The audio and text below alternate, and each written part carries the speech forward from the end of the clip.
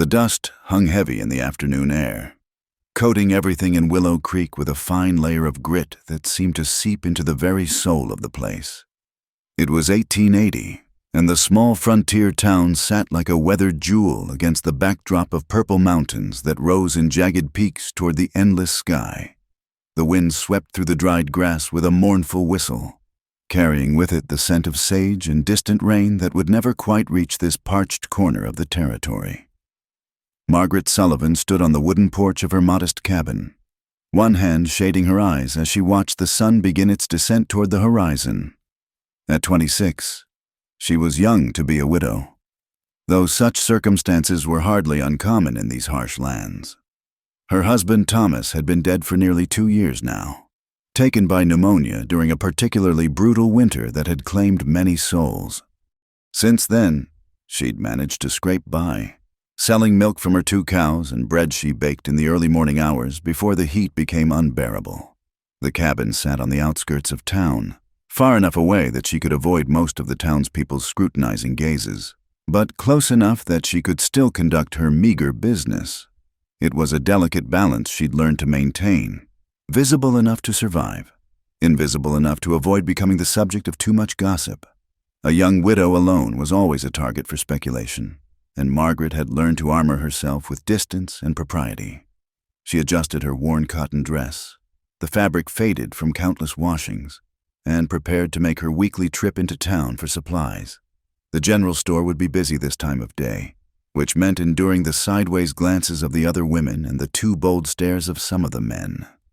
She steeled herself for it, as she did every week, lifting her chin with a dignity that had become both shield and weapon. The town itself was typical of frontier settlements, a main street lined with false-fronted buildings that tried to appear more substantial than they were.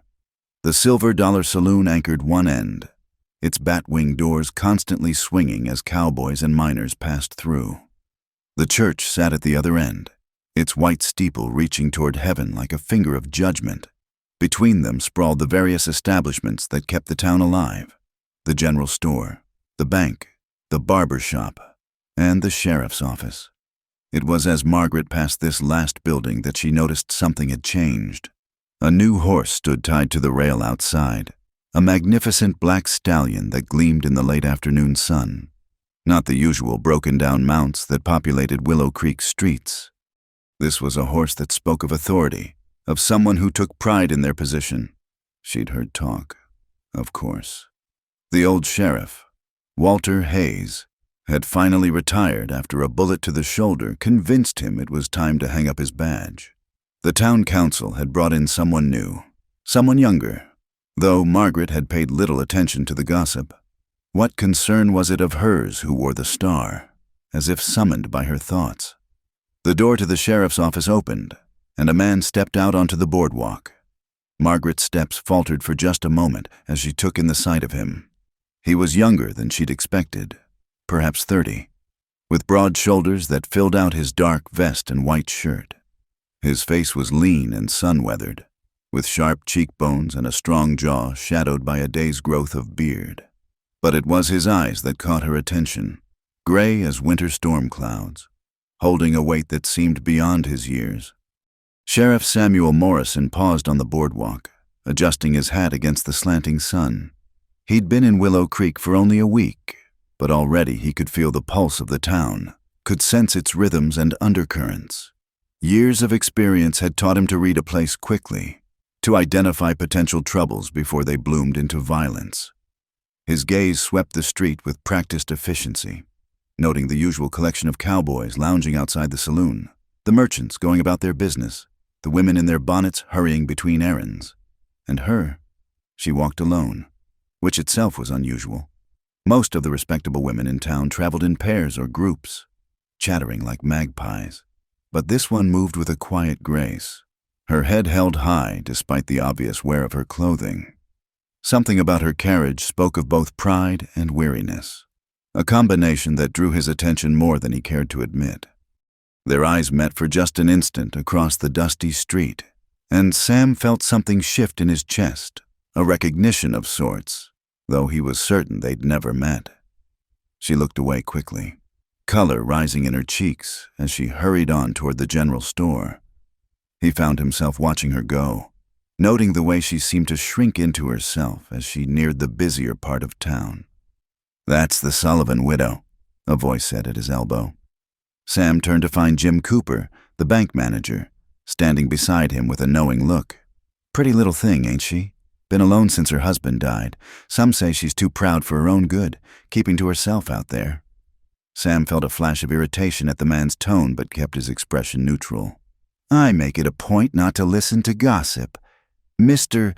Cooper." The banker chuckled. "Wise policy. Sheriff, still, a man should know about all the citizens in his town, wouldn't you say? Especially the vulnerable ones." There was something in the way he said it that made Sam's jaw tighten. But before he could respond, a commotion erupted from the direction of the saloon. Loud voices, the crash of breaking glass, and then a woman's cry of distress. Sam was moving before the sound had fully registered, his hand already checking the position of his Colt .45. He pushed through the gathering crowd to find 3 cowboys, clearly deep in their cups, surrounding someone near the entrance to the general store. As he drew closer, Sam realized with a start that it was the widow, Margaret Sullivan. He reminded himself. One of the men had hold of her basket, while another was making crude suggestions about how a lonely woman might earn some extra money. "That's enough." Sam's voice cut through the noise like a blade. The authority in it made several onlookers step back. "Let the lady pass." The largest of the 3 cowboys, a man with a scraggly beard and mean eyes, turned to face him. Well. The new lawman. Ain't you a sight, all shiny and clean? This here's a private conversation. Sheriff, no law against talking to a pretty woman. There is when the woman clearly doesn't welcome the attention, Sam replied evenly. His hand rested casually on his gun belt, the gesture seeming relaxed but ready. "I'll say it once more. Let her pass." Margaret stood frozen between them, her face pale, but her chin lifted in that gesture of defiance he'd noticed earlier. Her hands gripped her empty basket with white knuckles, and Sam could see the rapid rise and fall of her chest as she fought to maintain her composure. The bearded cowboy's face darkened. "You don't know how things work around here yet, do you, Sheriff? Some folks in this town ain't as respectable as they pretend to be. Maybe you should ask around about the widow Sullivan before you go playing hero." The insinuation in his words was clear, and Sam saw Margaret flinch as if struck. Anger, cold and controlled, flowed through him.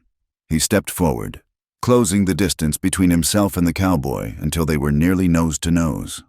"What I know," Sam said, his voice low and dangerous, "is that you're drunk, disorderly, and harassing a citizen of this town. What I also know is that you're going to walk away right now, or you'll be spending the night in my jail. Your choice." For a long moment, the tension stretched taut between them. The crowd held its breath, waiting to see if the new sheriff would back up his words with action. Then, with a grunt of disgust, the bearded man stepped back. "Come on, boys," he said to his companions. "Ain't worth the trouble, but you remember, Sheriff, this town's got its ways. You'd best learn them quick." They slouched away toward the saloon, and the crowd began to disperse, though Sam could feel their curious gazes lingering. He turned to Margaret, who still stood rooted to the spot. "Are you all right, ma'am?" he asked, his voice gentling. She looked up at him, and again he felt that strange pull, as if something in her recognized something in him. "Yes," she said, her voice barely above a whisper. "Thank you, Sheriff." "Sam Morrison," he said, touching the brim of his hat. "And you're Mrs. Sullivan?" She nodded, seeming to gather herself. "Margaret Sullivan. I should go. Thank you again." She turned to leave, but Sam found himself speaking before he could think better of it. "Ma'am, if anyone bothers you again, you come find me. That's what I'm here for." She paused, glancing back at him with an expression he couldn't quite read. "That's kind of you, Sheriff, but I've learned to take care of myself." As she walked away, Sam stood watching, aware that something had just begun, something that went against every rule he'd set for himself when he'd taken this job. He was here to enforce the law, to bring order to a lawless place. Getting involved with a widow, especially one who seemed to attract trouble and gossip, was the last thing he needed.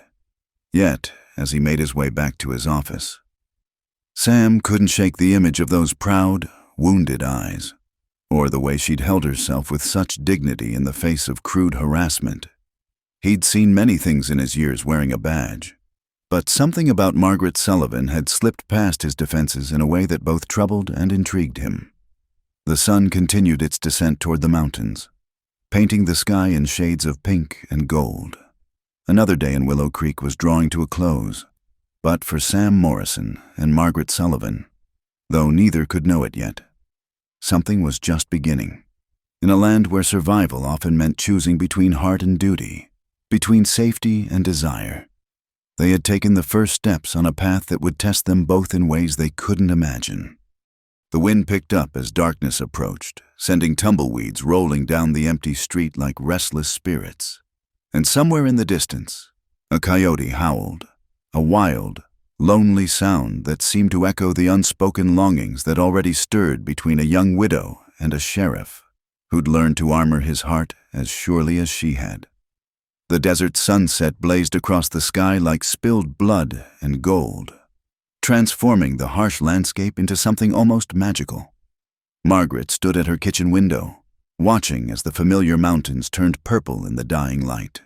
The silver thread of Pikes Creek glimmered in the distance, and from somewhere beyond the ridge came the haunting call of wolves, a sound that never failed to remind her how wild this land remained despite all attempts to tame it.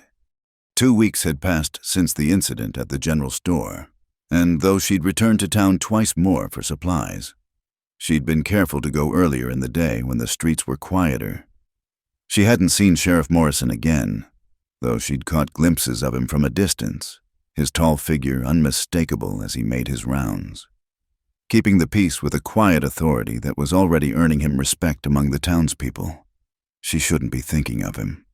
Margaret knew this with the same certainty she knew the sun would rise tomorrow. Yet his face kept returning to her thoughts at the oddest moments, while she milked the cows at dawn, while she kneaded bread dough, while she lay alone in her narrow bed listening to the wind rattle the shutters. Those storm-gray eyes that had looked at her with such unexpected kindness. The way he'd stood up to those cowboys without hesitation, treating her with a respect she'd grown unaccustomed to. Margaret pressed her palm against the cool glass of the window, trying to ground herself in the present. She had no business entertaining such thoughts.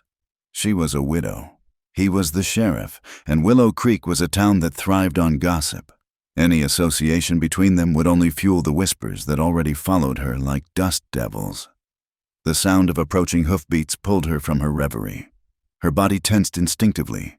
Visitors after dark rarely brought good news. But as the rider came into view in the last rays of sunlight, she recognized the black stallion and its rider. Sheriff Morrison drew up a respectful distance from her cabin, remaining mounted. "Mrs. Sullivan," he called out, his voice carrying clearly in the still evening air. "I apologize for the late hour. I'm checking on folks out this way. We've had reports of rustlers working the area." Margaret stepped out onto her porch, acutely aware of her appearance, her hair coming loose from its pins after a long day's work, her apron stained with flour.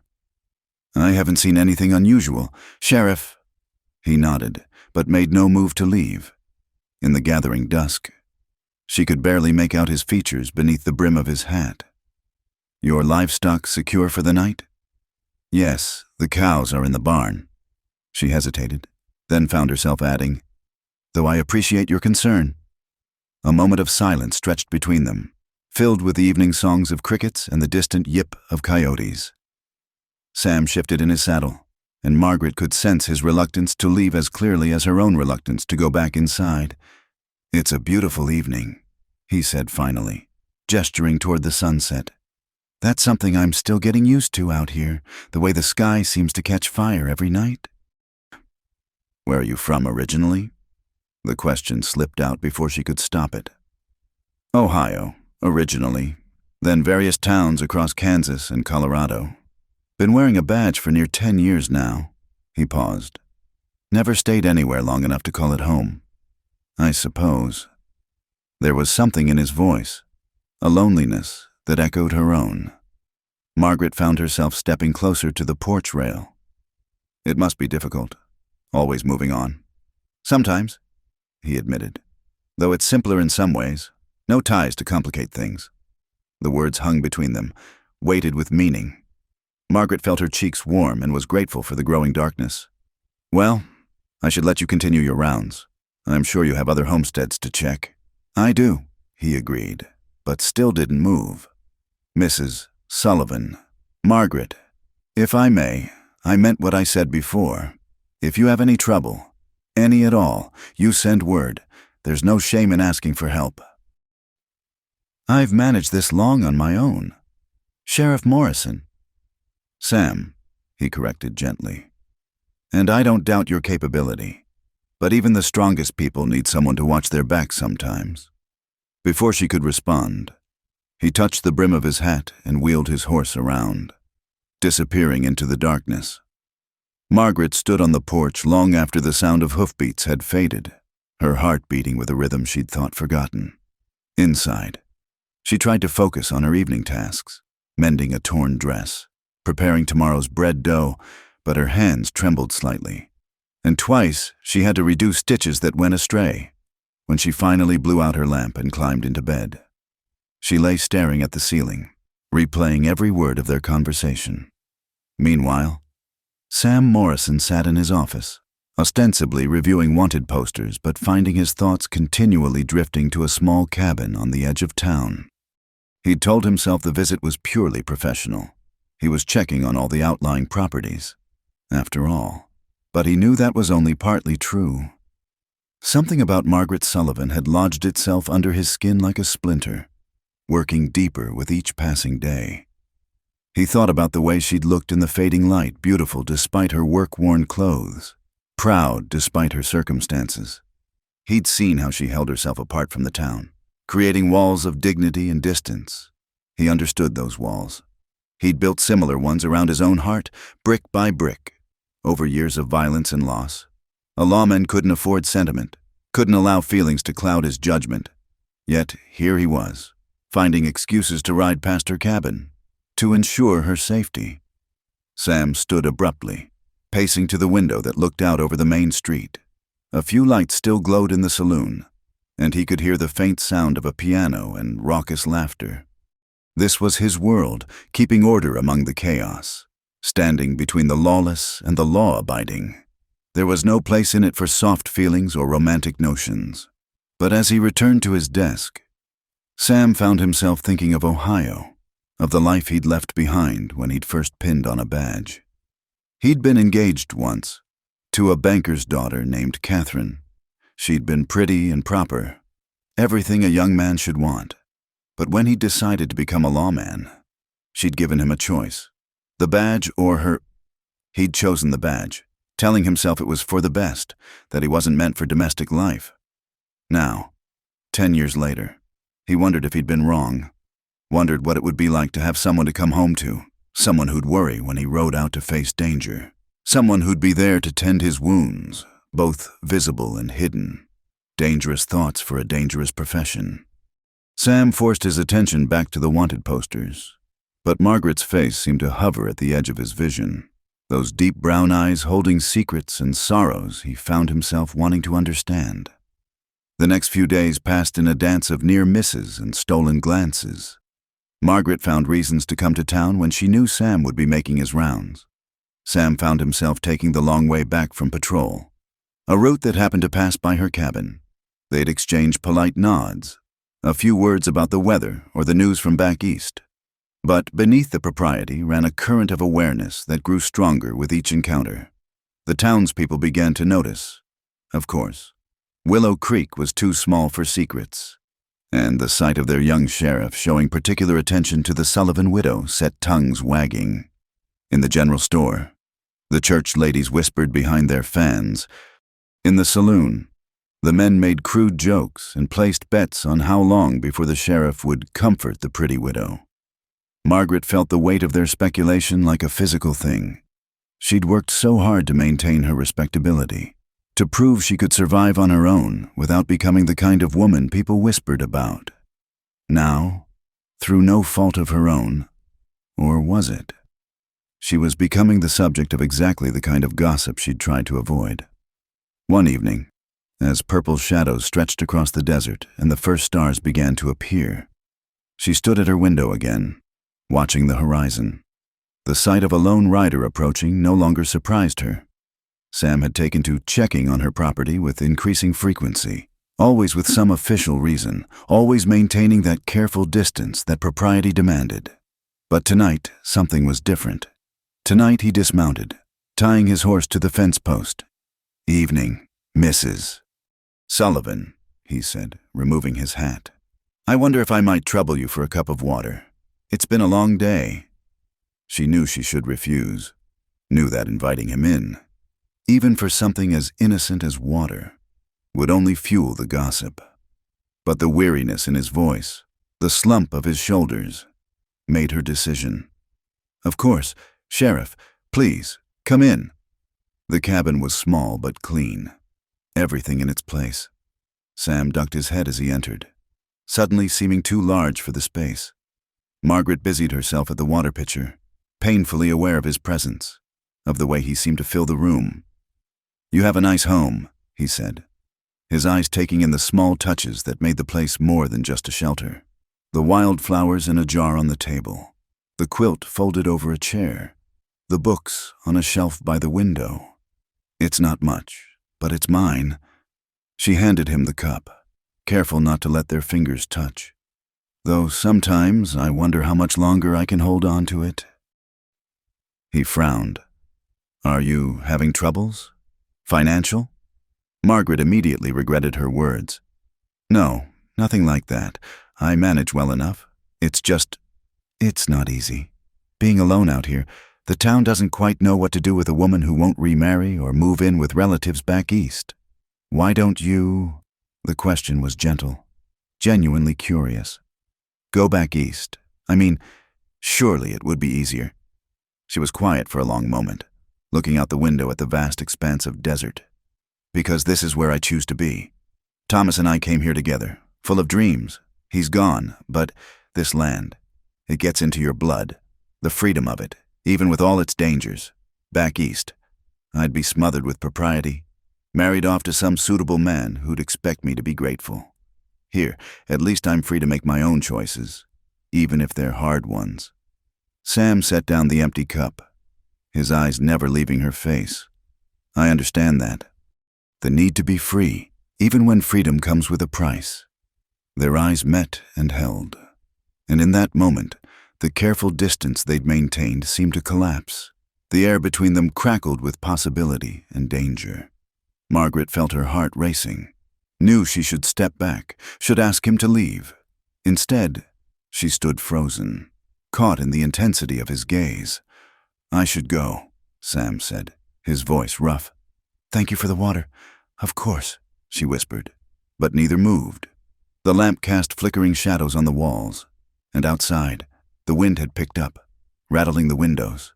They stood there, two people caught on the edge of something that could destroy them both, teetering between safety and the unknown. The moon hung like a silver dollar in the cloudless sky, casting the desert in shades of blue and silver. It had been 3 days since Sam's visit to her cabin, 3 days of Margaret trying to forget the way they'd stood there, caught between propriety and desire. She'd thrown herself into her work with renewed vigor, as if exhaustion could drive away the memory of his eyes, the roughness in his voice when he'd finally torn himself away. Tonight, sleep eluded her entirely. The cabin felt too small, too confining. She wrapped her shawl around her shoulders and stepped out onto the porch, breathing in the cool night air. The desert was never truly quiet. Somewhere an owl called, and the constant whisper of wind through sagebrush created a symphony all its own. She didn't hear the horse approaching until it was almost upon her. Her heart leaped, then settled into a rapid rhythm as she recognized the rider.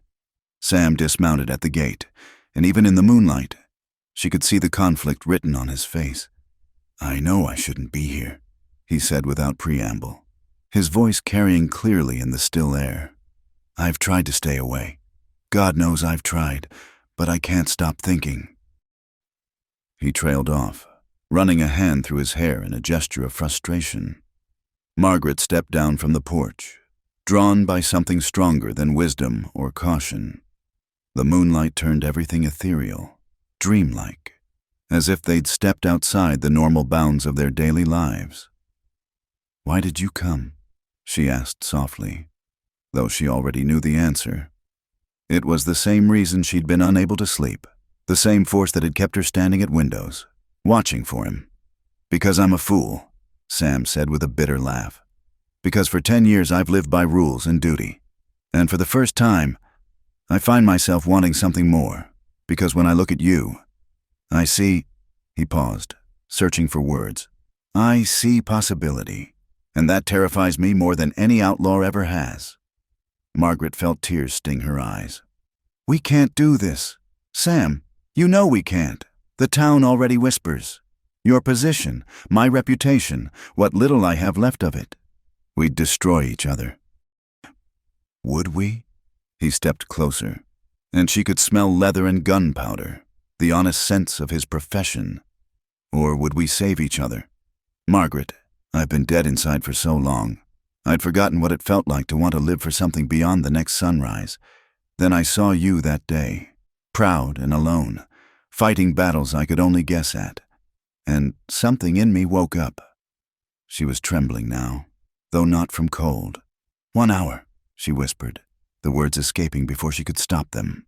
"That's all we can have, 1 forbidden hour, and then you ride away and we pretend this never happened. Margaret," his voice was anguished. "Please." She looked up at him, letting him see all the longing she'd been hiding. "I've been alone for so long. Just 1 hour where I don't have to be the proper widow, where you don't have to be the upstanding sheriff. 1 hour to remember what it feels like to be alive." Sam's control, held so tightly for weeks, finally shattered. He pulled her into his arms, and Margaret melted against him, feeling the solid warmth of his chest, the strength in the arms that encircled her. For a moment, they simply held each other, 2 lonely souls finding harbor in the storm of their lives. Then he tilted her chin up, and their lips met in a kiss that was desperate and tender at once. Margaret felt as if she were falling and flying simultaneously, every nerve in her body singing with a joy she'd thought lost forever. His hands tangled in her hair, and she pressed closer, trying to memorize every sensation, every heartbeat. They pulled apart, breathing hard, and Sam rested his forehead against hers. "God help me, Margaret, I think I'm falling in love with you." "Don't," she whispered. "Don't say such things. We have this hour. Let that be enough." He led her to a flat rock near the cabin where they could sit together, the desert spreading out before them like an ocean of silver. Margaret leaned against his shoulder, and he wrapped his arm around her, holding her as if she were precious and fragile.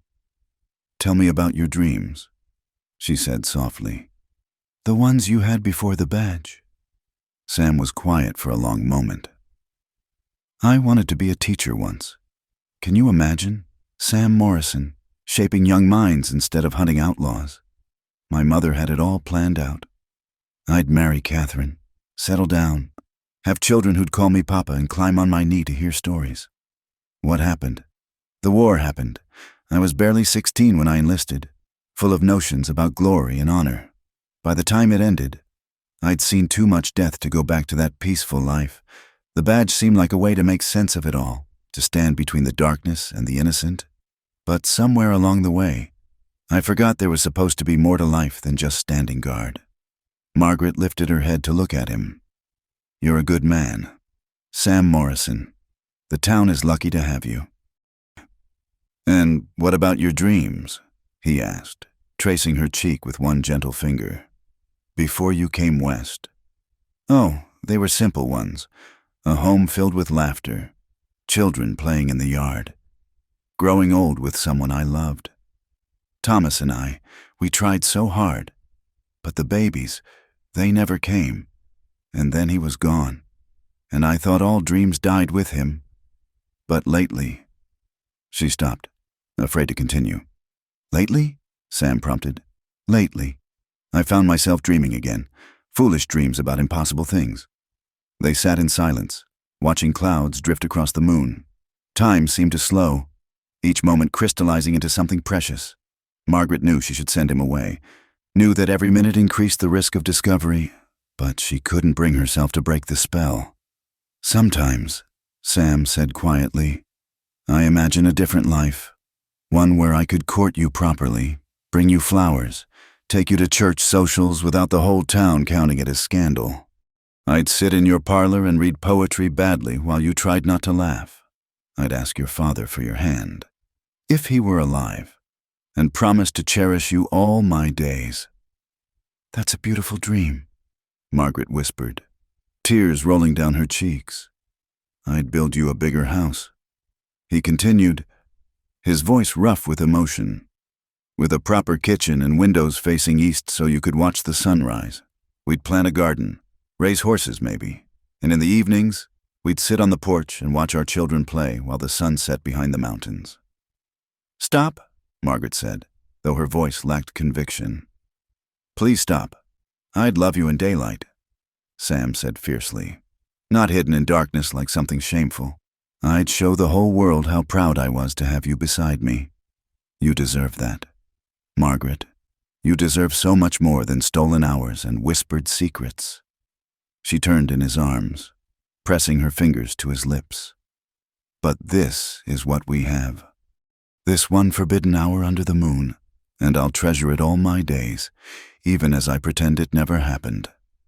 They kissed again, desperately, knowing time was slipping away like sand through their fingers. Margaret tried to memorize everything, the roughness of his jaw, the way his hands cradled her face, the sound of his breathing in the quiet night. She knew that tomorrow she would have to armor her heart again, would have to pass him on the street with nothing more than a polite nod. But tonight, for this brief, forbidden hour, she was simply a woman in the arms of the man she was falling in love with. The moon had traveled considerably across the sky when Sam finally pulled back. "I should go," he said, though every line of his body spoke of reluctance. "Yes," Margaret agreed, though she made no move to leave his embrace. They stood slowly, as if movement might shatter something precious. Sam cupped her face in his hands, studying her in the moonlight as if trying to burn her image into his memory. "This can't happen again," he said. "You know that." "I know. I'll stay away. Keep my distance. Let the gossip die down." "That's wise." But neither moved. The wind picked up, sending Margaret's hair streaming like a banner. Somewhere in the distance, a coyote howled, the sound both wild and mournful. "I love you," Sam said suddenly, the words torn from him. "I know I shouldn't say it. No, it only makes things harder, but I need you to know. Whatever happens, wherever life takes us, know that Samuel Morrison loved Margaret Sullivan truly and completely, if only for one forbidden hour beneath a desert moon." Margaret's composure finally broke. She threw her arms around his neck, kissing him with all the passion and pain in her heart. "And I love you," she whispered against his lips. "God help me, I love you too." They clung to each other for one last moment. Then Sam stepped back. He walked to his horse without looking back, knowing that if he turned, he'd never find the strength to leave. Margaret stood watching as he mounted and rode away, his figure growing smaller until it was swallowed by the darkness. She stayed there long after he'd gone, arms wrapped around herself, feeling as if part of her soul had ridden away with him. The moon continued its journey across the sky, indifferent to human heartbreak. Eventually, the cold drove her inside, where she lay on her narrow bed, pressing her fingers to lips that could still feel his kiss.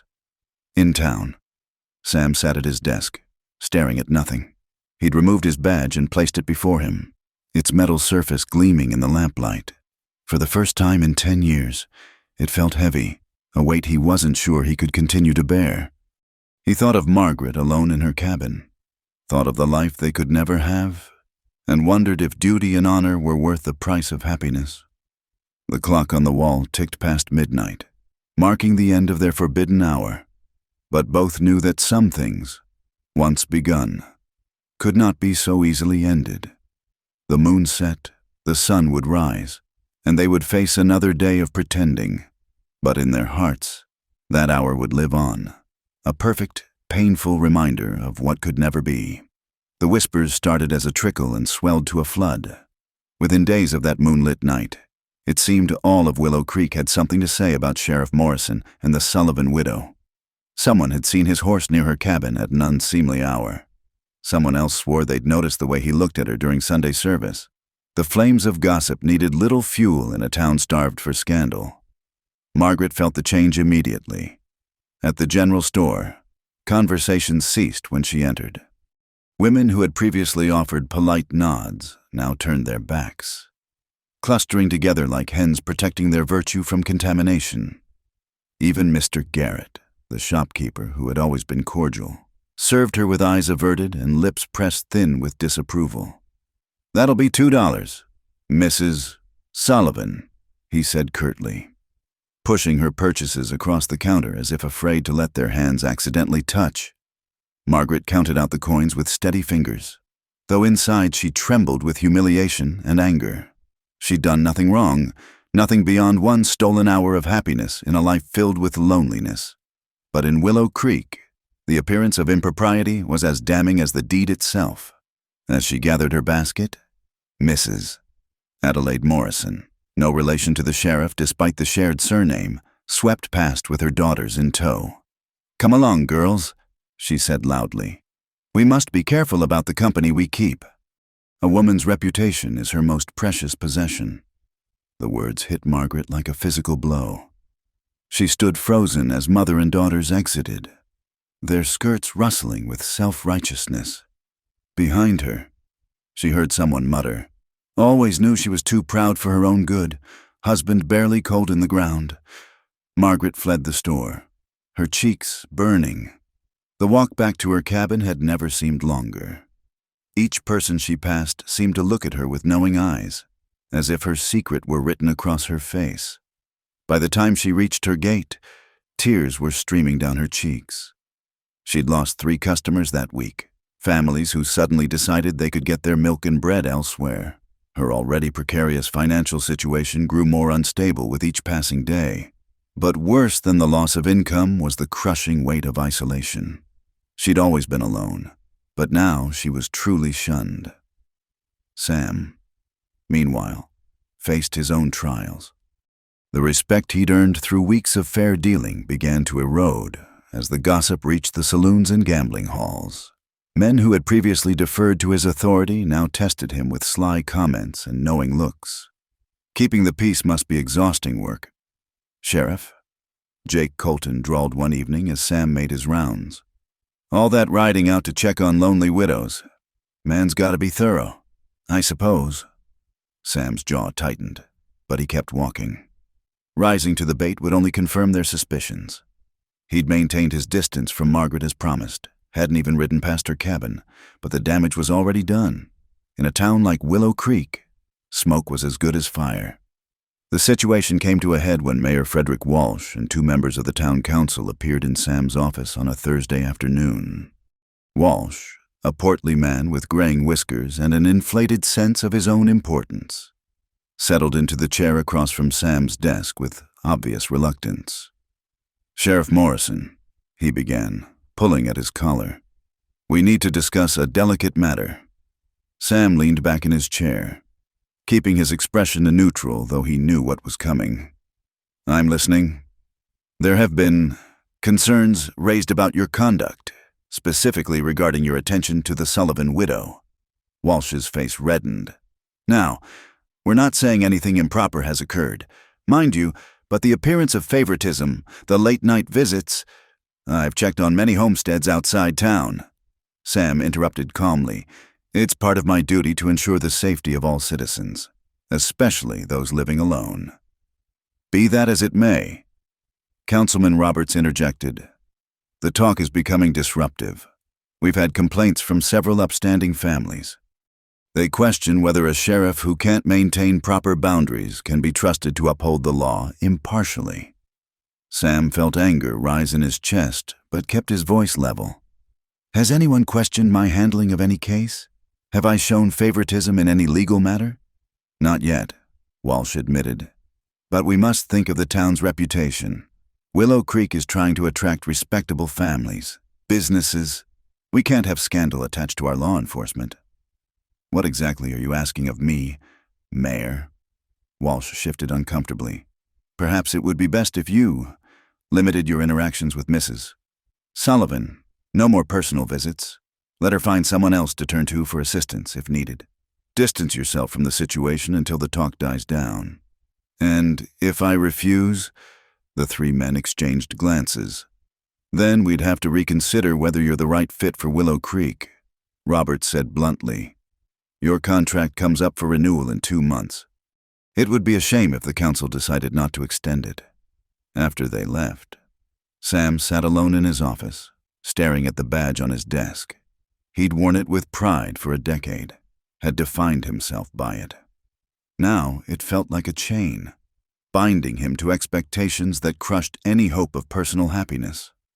He thought of Margaret facing the town's cruelty alone, and his hands clenched into fists. That evening, a commotion erupted on Main Street. The Briggs brothers, Carl, Wade, and younger Jess, had ridden in already half-drunk and looking for trouble. They'd started at the Silver Dollar, harassing the working girls and picking fights with anyone who looked at them sideways. By the time Sam arrived, they'd moved on to entertainment of a different sort. Margaret had been forced to come to town for supplies she couldn't postpone purchasing. As she tried to hurry past the saloon, the brothers had surrounded her, Carl grabbing her basket while Wade blocked her path. Well, Carl slurred, his breath reeking of whiskey. The Merry Widow herself.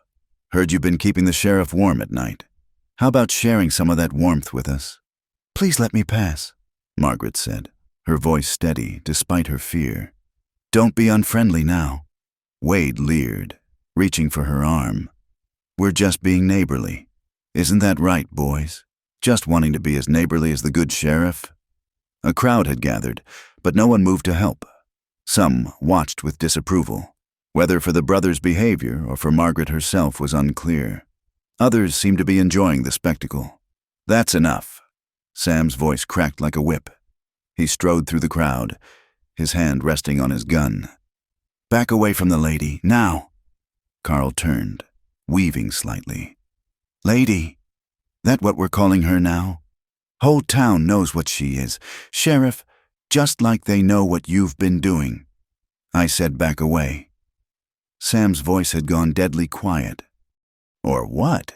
Wade challenged. You'll arrest us for talking? Face it, Morrison. Your authority's shot. Nobody respects a lawman who can't keep his hands off the local widow. Jess, the youngest and drunkest, made the mistake of reaching for Margaret again.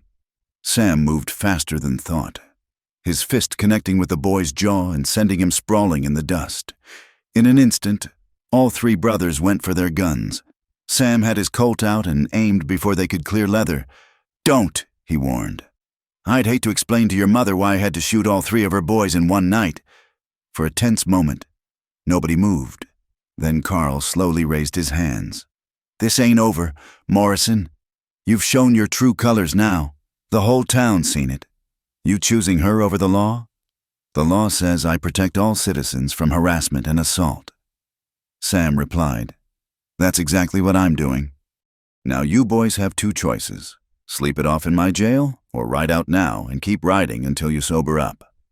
The brothers chose to ride out, but their parting looks promised trouble. As the crowd dispersed, Sam turned to Margaret. Her face was pale but composed, though he could see the tremor in her hands. Are you hurt? He asked quietly. No. She gathered her scattered purchases, avoiding his eyes. Thank you, Sheriff. I'm sorry for the trouble. Margaret, please, she whispered. Not here, not with everyone watching. She hurried away, leaving Sam standing alone in the street. Around him, He could feel the town's judgment like a physical weight. He'd crossed a line by showing emotion, by letting them see that Margaret meant something to him beyond just another citizen. The consequences would come swiftly. That night, Margaret sat in her cabin with the door barred and her father's old rifle across her lap. The brothers' words echoed in her mind, ugly and threatening. She knew their type. They wouldn't forget the humiliation of backing down. And now that the town had essentially given permission to treat her as fair game, who knew what might happen? She thought of Sam facing down 3 armed men for her sake, and her heart ached with love and guilt in equal measure. He was risking everything, his job, his reputation, possibly his life, because of her. The noble thing would be to leave town, to remove herself from his path before she destroyed him completely. But as she sat there in the lamplight, Margaret realized she couldn't run. This was her home, bought with her husband's dreams and her own stubborn determination. She'd done nothing wrong except allow herself one moment of happiness, 1 hour of being held by a good man who saw her as more than a widow or a scandal. Outside, thunder rumbled in the distance. A storm was coming, both literally and figuratively. Margaret checked the rifle's load and settled in to wait. Whatever came next, she would face it. She'd survived loss and loneliness and the crushing weight of propriety. She could survive this too, but as the first drops of rain began to fall, she couldn't help but whisper a prayer for Sam Morrison, the man who'd given her one forbidden hour of joy and now stood to lose everything because of it. The sandstorm hit Willow Creek like the wrath of God himself. It rolled in from the desert in a wall of brown fury, turning day to night and filling the air with stinging grit that found its way through every crack and crevice. But the storm that raged outside was nothing compared to the violence that erupted in its wake. The Wallace Gang, 6 men led by Tom Wallace, a former Confederate raider turned outlaw, had been watching Willow Creek for weeks. They knew the sheriff was distracted, his authority weakened by scandal. They knew the town was divided, its unity fractured by gossip and judgment.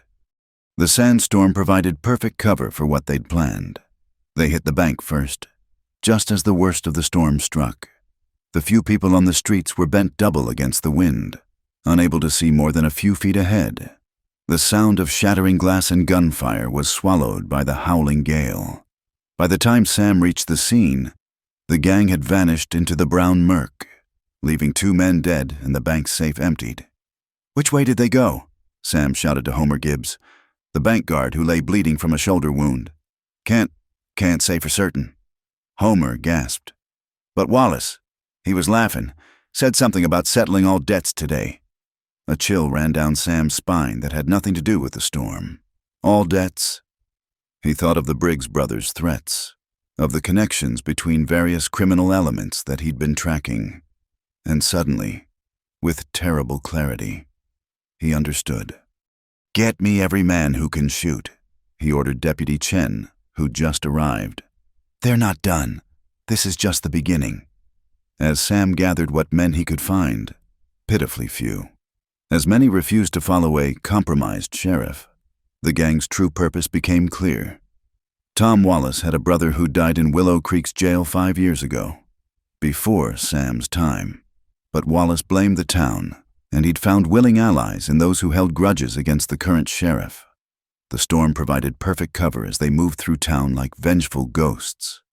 The general store burned, flames barely visible through the sand, but smoke adding to the choking atmosphere. The mayor's house was ransacked, Walsh himself barely escaping with his life.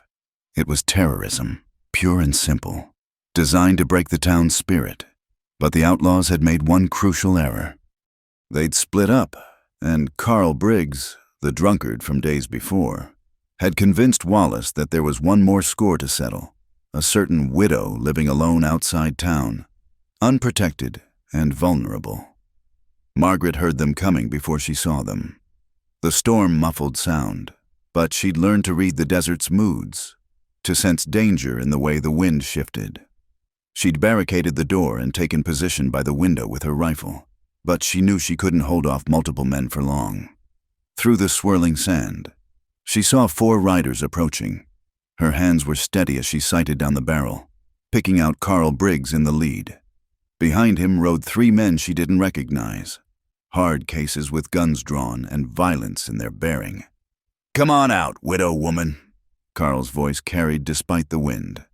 "We got business to discuss, about you and that sheriff of yours."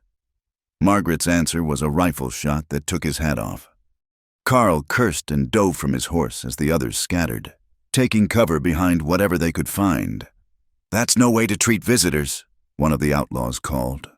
"We just want to talk, maybe teach you a lesson about keeping your place." Another shot from Margaret splintered wood near the speaker's head. She had maybe a dozen rounds left, not nearly enough if they decided to rush the cabin, but she'd make them pay for every step. The siege began in earnest. The outlaws fired at the windows, trying to keep her pinned down while they maneuvered closer. Margaret moved from window to window, making her shots count, but she could feel the noose tightening. One man had reached the barn.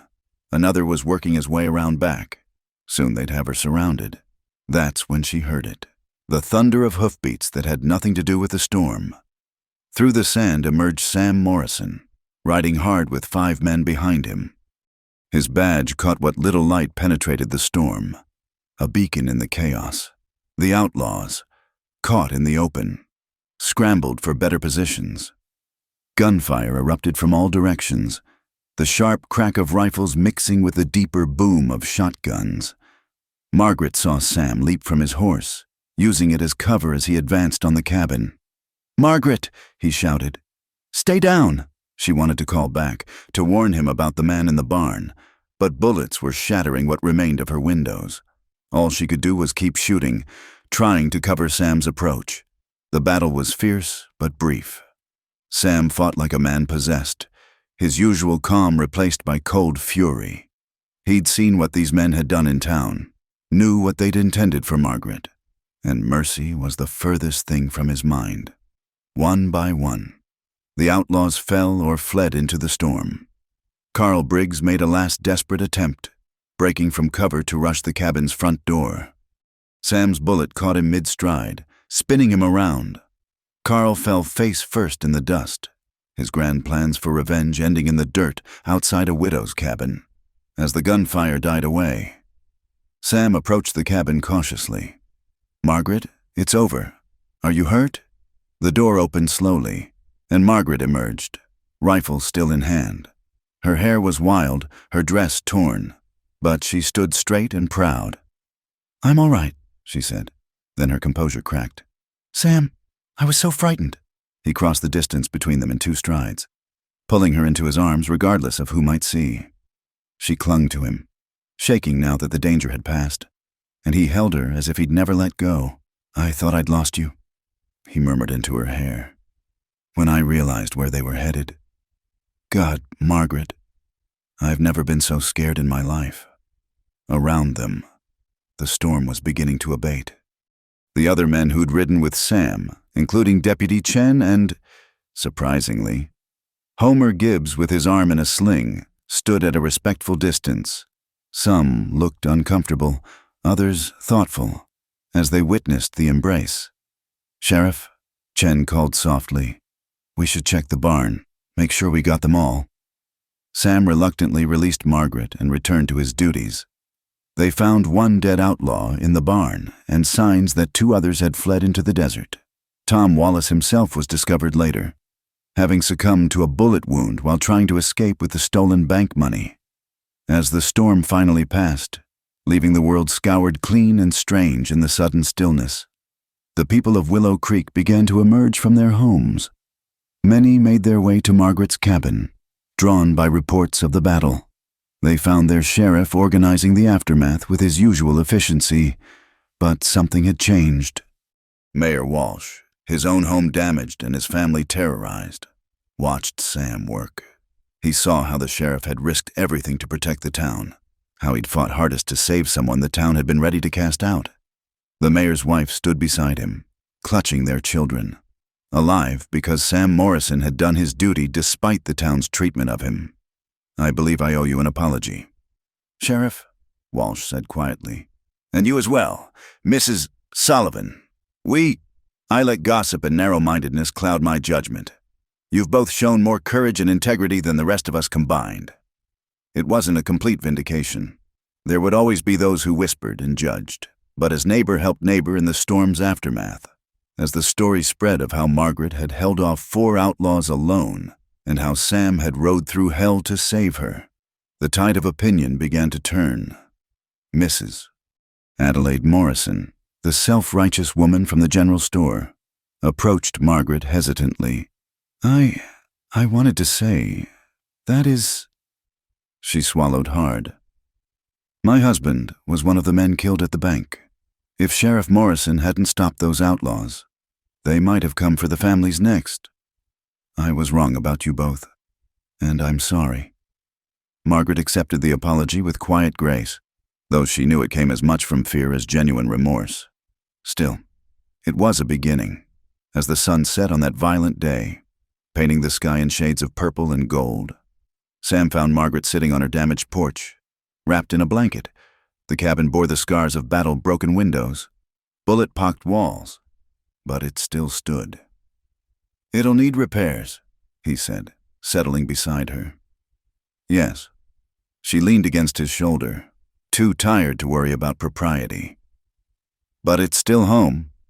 They sat in silence, watching the stars emerge in the clear desert sky. Tomorrow would bring new challenges. There would be reports to file, repairs to make, relationships to rebuild. Sam's position was more secure now, but the underlying tensions remained. Their feelings for each other hadn't changed, nor had the complicated reality of their situation. But for now, in the quiet aftermath of storm and violence, they simply sat together.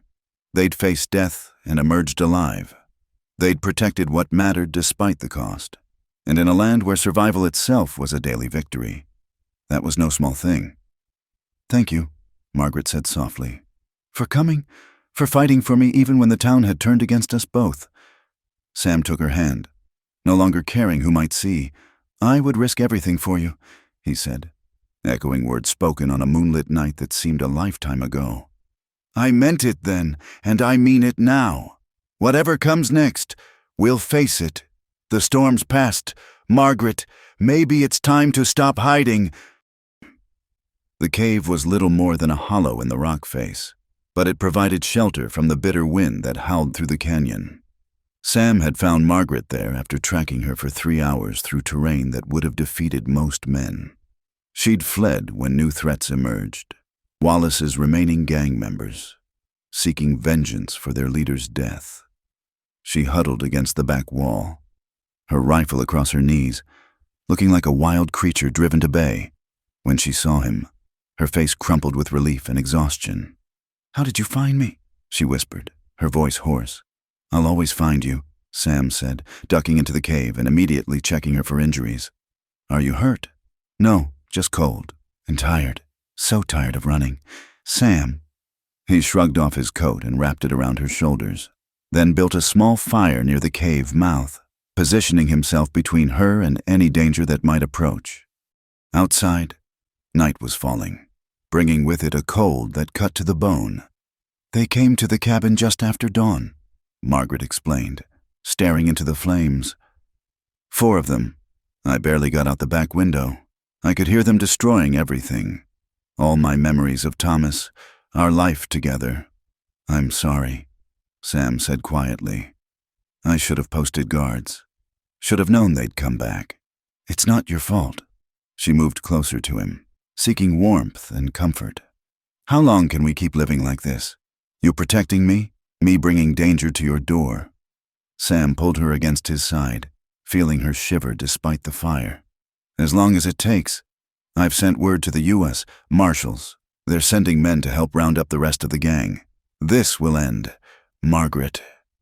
They sat in silence for a while, listening to the wind and the distant yip of coyotes. The cave was crude shelter, but with Sam beside her, Margaret felt safer than she had in days. She allowed herself to lean into his strength, to stop being strong just for a moment. "I've been thinking," she said eventually, "about that night, our forbidden hour. Do you regret it?" Never. His response was immediate and fierce. That hour showed me what I'd been missing, what we could have if the world were different.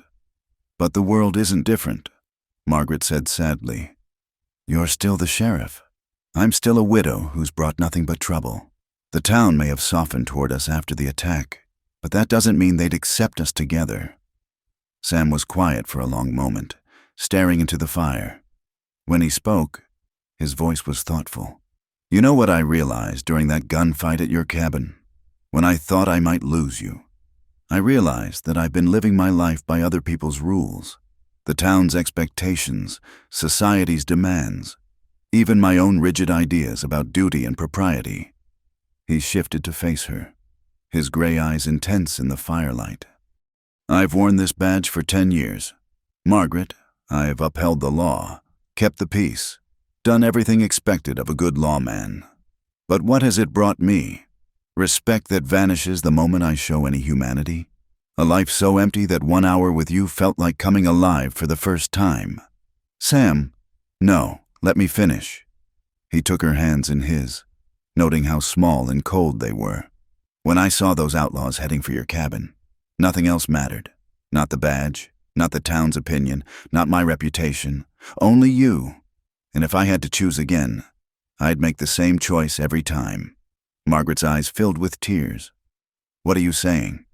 I'm saying that maybe it's time I stopped living for everyone else's approval. Maybe it's time I chose happiness over duty, love over lonely honor. You'd give up being sheriff? It's who you are. No, Sam corrected gently. It's what I do. Who I am is the man who loves you. The man who wants to build a life with you, if you'll have me. Not in secret, not in shadow, but in the full light of day. Margaret pulled back, searching his face. The town will accept it or not, their choice. But I'm done letting their judgment dictate our lives. Margaret Sullivan. I'm asking you, not for one forbidden hour, but for all the hours we have left. Marry me. Let me protect you as your husband, not just as the sheriff. Let me love you the way you deserve to be loved. The proposal hung in the air between them like a challenge to fate itself. Margaret's breath caught, her heart racing with possibilities and fears. Sam, we barely know each other beyond these stolen moments and violent circumstances. Then let's change that, he said earnestly. Let me court you properly, bring you flowers, sit in your parlor once we rebuild it, and read that terrible poetry I mentioned. Take you to church on Sundays with my ring on your finger, proud for everyone to see. We'll face their whispers together until the whispers turn to acceptance. And if they don't accept it, if the town council refuses to renew your contract, then we'll go somewhere else. There are other towns, other places that need lawmen. Or maybe I'll try something different altogether. Ranch work or hunting guides for Eastern tourists. I'm good with my hands. Margaret, I can provide for us wherever we go. Margaret was crying openly now, overwhelmed by the future he was painting. You'd do that? Leave everything you've built here? I would risk everything for you, Sam said, echoing the words that had become their refrain. Haven't I proved that already?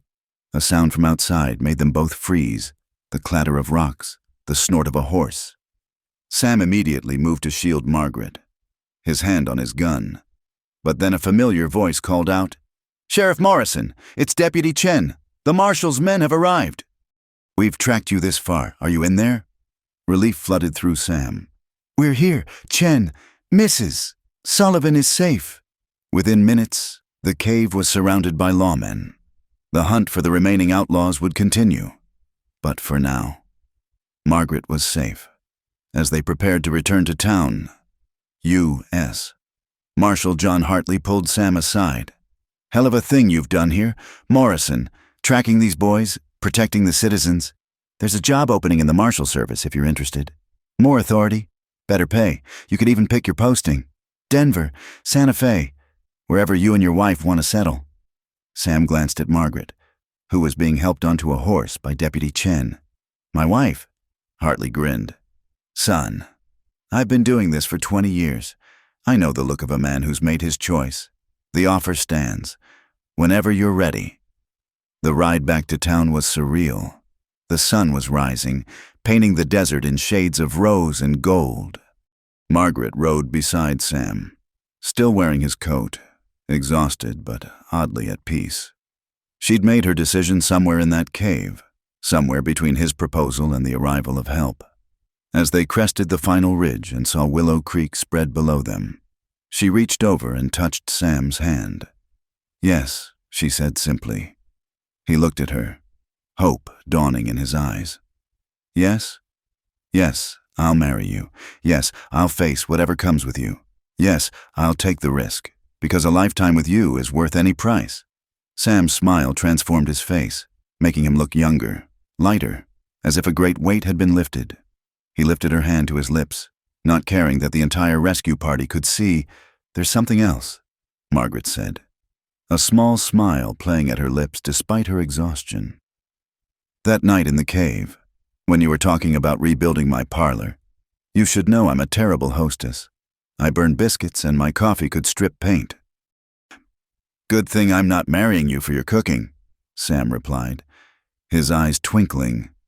"And I snore," she added. "Thomas used to say I sounded like a freight train. I'll buy earplugs. And I have opinions, strong ones, about politics and religion and whether the railroad should come through town. I wouldn't expect anything less from the woman who held off 4 outlaws with a hunting rifle." They rode into Willow Creek as the town was waking up. People emerged from their homes and businesses to watch the procession pass. Some still looked disapproving, but many more nodded respectfully or even smiled. They'd seen courage under fire from both their sheriff and the widow Sullivan. Perhaps it was time to let old prejudices die. At Margaret's damaged cabin, Sam helped her dismount.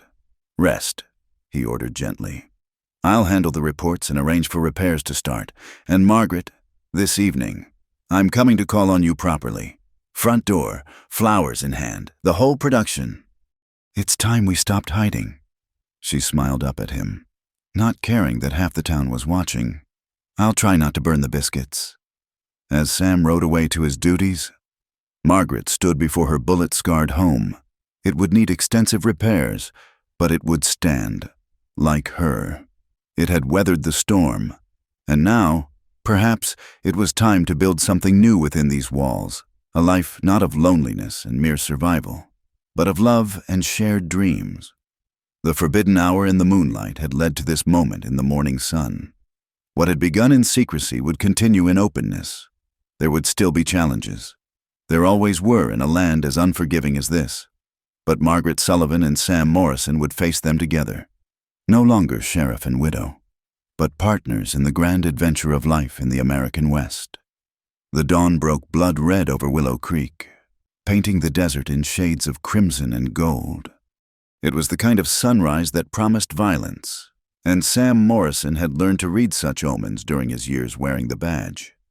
He stood on the ridge overlooking the town, Marshall Hartley beside him, watching dust clouds in the distance that could only mean one thing. The remaining Wallace gang members were making their final play. 12 riders, maybe 15, Hartley observed, lowering his field glasses. "They've gathered reinforcements. This won't be like the skirmishes we've had. This'll be war." Sam nodded grimly. They'd spent 3 days preparing for this moment, fortifying the town, drilling the volunteers who'd stepped forward to defend their homes. Margaret had insisted on helping, organizing the women to prepare medical supplies and ammunition. She moved through town with quiet efficiency, her presence now a source of strength rather than scandal. "Your ladies got sand," Hartley commented, following Sam's gaze to where Margaret was directing the placement of water barrels for the wounded. "Not many women would stay after what she's been through." "She's not running anymore," Sam said with quiet pride. "Neither am I." The marshal clapped him on the shoulder. "That job offer still stands. Morrison, after this is over, you and Mrs. Sullivan could start fresh somewhere else." "We'll see," Sam replied, though his eyes never left Margaret. "First, we survive this." The outlaws hit at noon. When the sun was directly overhead and shadows offered no refuge, they came in 3 waves. trying to overwhelm the defenders through sheer numbers. The air filled with gun smoke and the sharp crack of rifles as Willow Creek fought for its life. Sam commanded from the sheriff's office, using its reinforced walls and strategic position to anchor the defense. Deputy Chen held the bank with 5 volunteers, while Marshal Hartley's men covered the main street from rooftops and windows. It was textbook defensive positioning, but the outlaws had desperation on their side.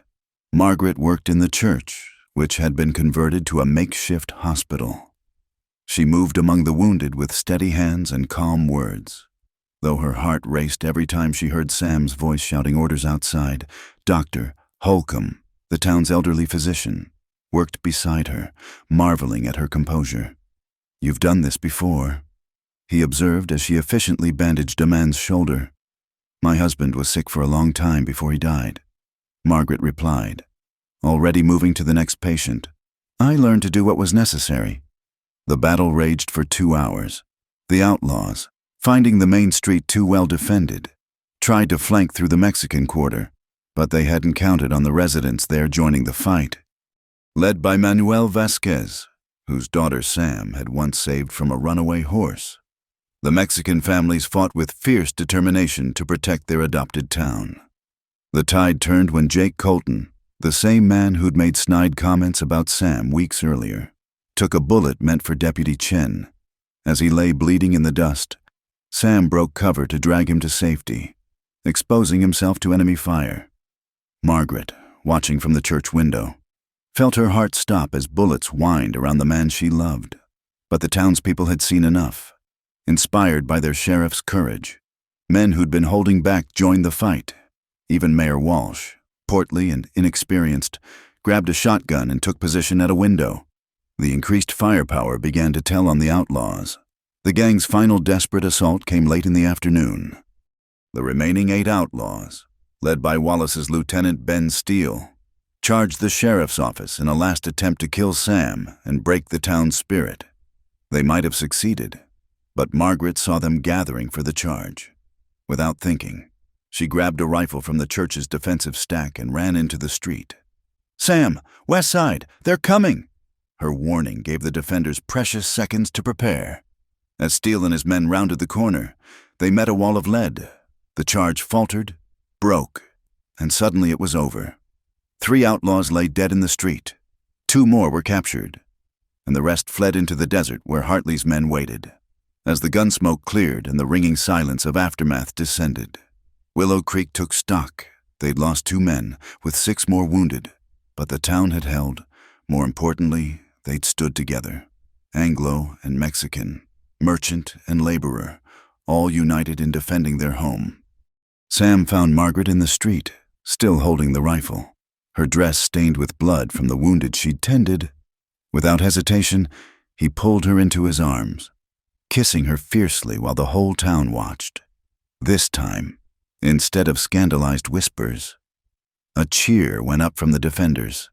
"Guess that settles the question of propriety," Deputy Chen said with a grin, nursing a graze on his arm. Mayor Walsh approached, his dignity somewhat impaired by the gunpowder stains on his vest. "Sheriff Morrison, Mrs. Sullivan, I believe I speak for the town council when I say we owe you both an apology and a debt of gratitude. You've shown us what real courage looks like and what really matters when the chips are down." The cleanup took days. Windows were repaired, walls patched, the dead buried with appropriate ceremony. But something fundamental had changed in Willow Creek. The shared danger had burned away petty prejudices and social divisions. Margaret was no longer the scandalous widow, but the woman who'd risked her life to save the town. Sam was no longer the compromised sheriff, but the leader who'd inspired them to victory. A week after the battle, as evening painted the sky in gentle pastels, Sam Morrison stood before Judge Theodore Banks in Margaret's rebuilt parlor. The small room was packed with witnesses. Deputy Chen stood as best man, while Mrs. Adelaide Morrison, who'd completely reversed her opinion, served as matron of honor. Half the town crowded outside, peering through windows.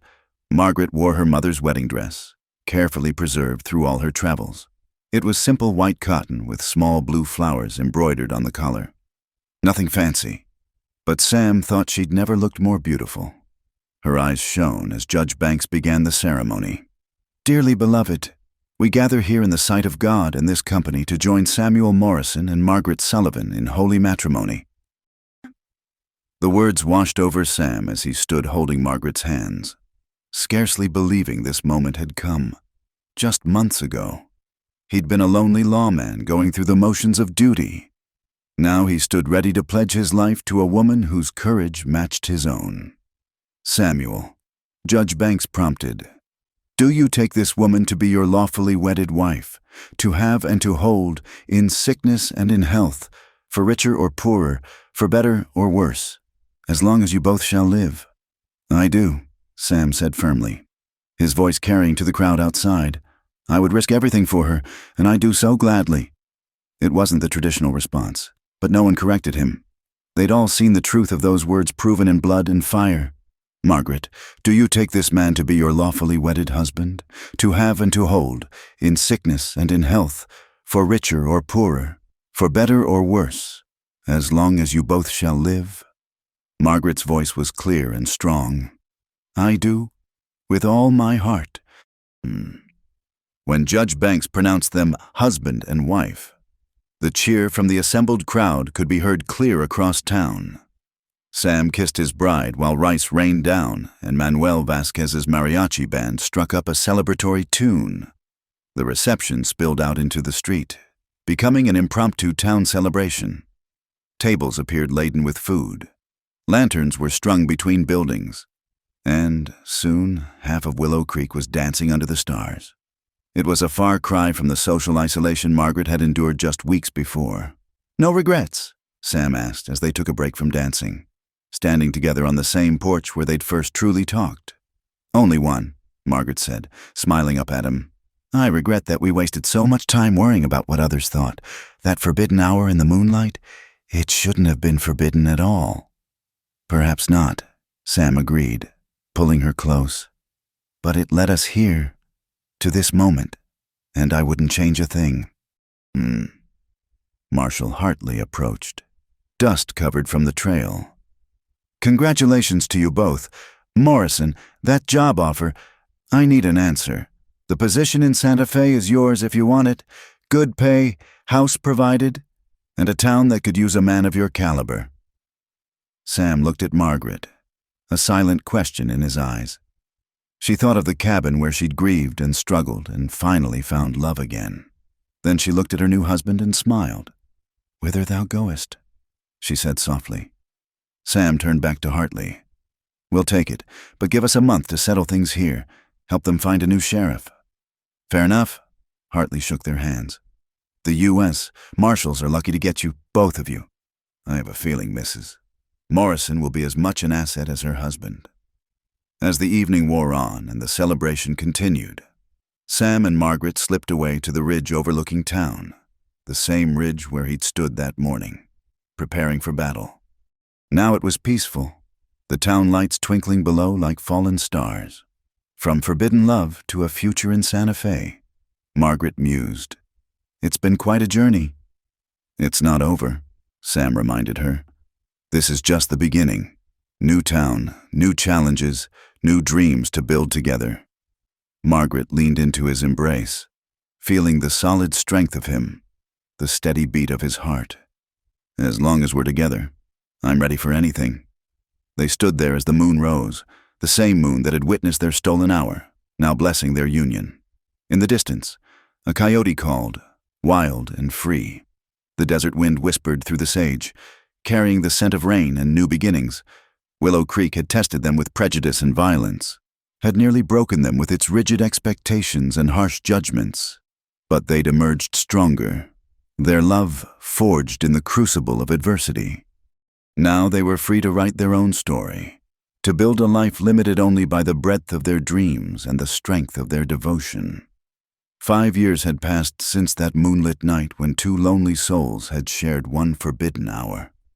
The high desert of New Mexico stretched endlessly before them, painted gold by the setting sun as Sam and Margaret Morrison stood on the porch of their ranch house, watching their horses graze in the meadow below.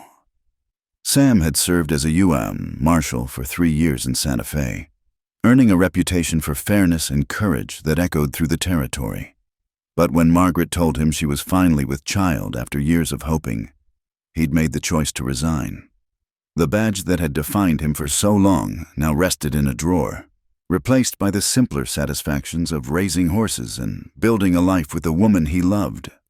"Papa! Papa!" 3-year-old Thomas came running across the yard, his dark hair so like his father's, flying in the breeze. "The mare had her baby! Come see!" Sam scooped up his son, settling him on his shoulders. "Did she now? Well, we'd better go check on them." Margaret followed more slowly, her hand resting on her rounded belly where their second child grew. The doctor said another month, maybe less. She paused to look back at their home, not grand, but solid and welcoming, with windows facing east to catch the sunrise, just as Sam had once promised in a dream shared during darker days. The ranch sprawled across 50 acres of good grazing land, purchased with their combined savings and a loan from Marshall Hartley, who'd become a close friend. They raised horses for the army and local ranchers, with Sam's eye for quality horseflesh and Margaret's head for business, making them successful enough to hire 2 hands and still put money aside. In the barn, they found the new foal, still wobbly on stick legs but already showing the strong lines that would make it valuable. Thomas watched with wide eyes as the foal nursed, asking a stream of questions that Sam answered patiently. "Will it be fast like Shadow?" the boy asked, referring to Sam's black stallion, now getting on in years but still magnificent. "Maybe faster." Sam said, "Your mama thinks this one will be special." Margaret smiled, remembering. "Your father always did have a gift for finding hidden treasures." Their eyes met over their son's head, sharing a moment of perfect understanding.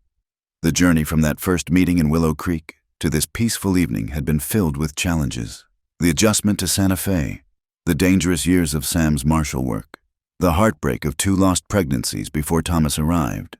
But they'd faced it all together, their bond growing stronger with each trial overcome. The sound of approaching horses drew them outside. Deputy Chen, now Sheriff Chen of Willow Creek, dismounted with a smile, accompanied by his new bride, the former Miss Catherine Walsh, the mayor's daughter. "James," Margaret exclaimed with delight. "And Catherine, what brings you all this way?" "Can't old friends visit?" Chen replied, accepting Sam's firm handshake. "Besides, we have news. The town council asked me to deliver this." He handed Sam an official-looking document. Sam read it, his eyebrows rising, then passed it to Margaret. It was a formal commendation from Willow Creek, honoring their service to the town and naming the new school building the Morrison School in their honor. "They wanted you to know you're not forgotten," Catherine said softly. "My father especially wanted to make amends for how things were. The town's different now, more accepting. The barriers between the Mexican Quarter and the main town are mostly gone. People remember how we all stood together." Margaret felt tears prick her eyes. That's wonderful. Thank you for bringing this." They invited their guests to stay for supper, and soon the house filled with laughter and the smell of Margaret's much-improved cooking. As they ate, Chen regaled them with stories of Willow Creek's growth. The railroad had come through, bringing prosperity and new challenges. The silver dollar had been replaced by a respectable hotel, and there was even talk of incorporating as a proper city. "Do you ever miss it?" Chen asked Sam as they stood on the porch after dinner, watching the stars emerge. The badge, the authority, the excitement. Sam considered the question, looking through the window to where Margaret sat by the fire, Thomas on her lap as she read him a story.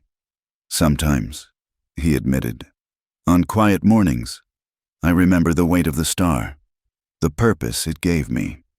But then I look at what I have now, Margaret, Thomas, this life we've built, and I know I made the right choice. You could always come back," Chen offered.